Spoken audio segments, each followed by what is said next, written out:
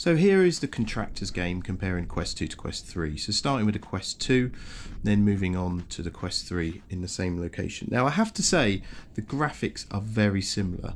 The only difference you might notice is very minor. So in the gun, if you watch when the shooting of the gun at the end, as I shoot it up, you can see the smoke on the Quest 2, but you can't see any kind of orange flashes from the end of the gun.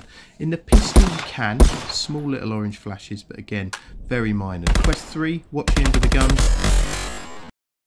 and you'll see that finer detail where it flashes is the bit which makes up the kind of better graphics on the Quest 3.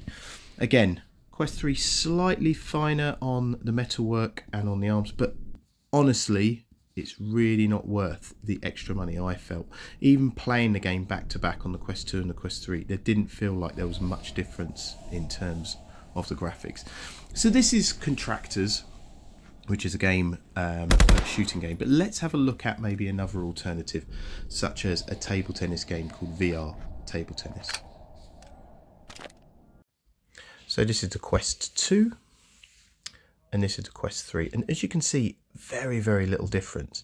And then on the Quest 2, if I do a close-up on the paddle itself, you can see the light shining off of the paddle, and you can even see the embossed words printed on it. So the graphics are very good on the Quest 2, and then if you go Quest 3, again, maybe a slight better shine on it, and you can see the embossed again, but again, not much difference. Overall, then, very little difference, but you may notice it on some games. I played both of these games back to back and others on Quest 2 and Quest 3 and noticed very little difference, but that may change with future games.